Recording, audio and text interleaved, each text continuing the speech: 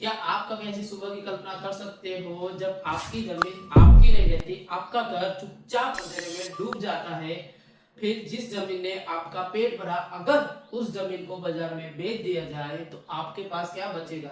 जमीन या सिर्फ टूटी उम्मीदें? और कुछ ऐसा ही हुआ है बिहार के भागलपुर जिले में, ये 10 लाख पूरे पेड़ काटे जाएंगे। और वहां बन रहा है 2400 मेगावाट का थर्मल पावर प्लांट। और दावा ये भी किया जा रहा है कि बिहार के लोगों को सस्ती बिजली मिलेगी, रोजगार मिलेगा और उनका भविष्य बदलेगा। अदानी ग्रुप यहाँ पे 26 करोड़ का खर्च कर रहा है, लेकिन असलियत कुछ और है। अदानी ग्रुप को सरकार ने 1020 एकड़ जमीन सालाना किराए के रेट पे दे दी। सिर्फ ₹1 सालाना रेट पे, वो भी 33 साल की लीज पे। सरकार ने अदानी को ₹6 प्रति यूनिट बिजली देने का 25 साल का एग्रीमेंट दिया गया है, जबकि एनटीपीसी से ये बिजली ₹4.5 या ₹5.5 में मिल जाती है।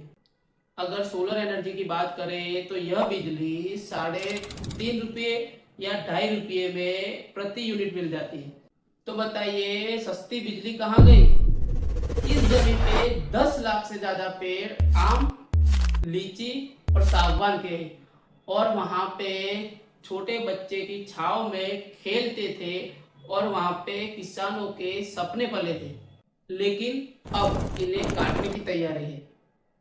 और सरकार का दावा है कि इससे पर्यावरण को कोई नुकसान नहीं होगा, ना बारिश पे असर होगी, ना पर्यावरण पे असर। लेकिन आप जरा ये सोचिए कि 10 लाख से ज्यादा पेड़ अगर एक जगह पर कटे जाए तो पर्यावरण को नुकसान नहीं होगा।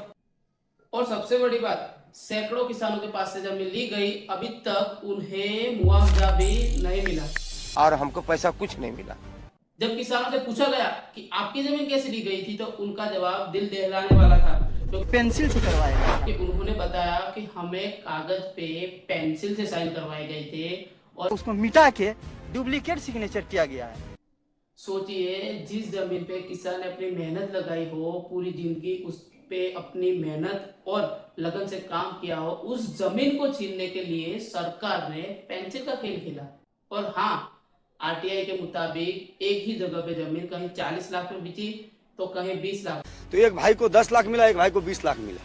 जो जितने में और जब किसानों ने उस पे टिप्पणी करने की कोशिश की तो उन लोगों ने उनको थाने में बंद कर दिया। अरेस्ट कर लिया। तब कितने लोगों को गांव से अरेस्ट किया गया? जब किसानों ने बड़े अधिकारियों से बात की तो बड़े अधिकारियों ने बड़े ठंडे ही स्वभाव में एक शब्द बोला कि आपकी जमीन बंजर है। बताइए कि गंगा किनारे उपजाऊ जमीन भला बंजर कैसे हो सकती है? विडंबना देखिए कि जब पीएम साहब बिहार में पहुंचे तो किसानों को सड़क से उठा के थानों में बंद कर दिया गया, जिस दिन मोदी जी भागलपुर आ रहे थे उस दिन हमको ले जाके थाना में बैठा लिया गया, ताकि उनकी आवाज जनता तक न पहुंच सके। वही मंच से संदेश दिया गया कि हर व्यक्ति माँ के नाम का एक पेड़ लगाए, लेकिन उसी धरती पे 10 लाख से ज्यादा पेड़ कॉरपोरेट के नाम पे दिए गए। हम लोग का कम से कम 10 लाख पेड़ है।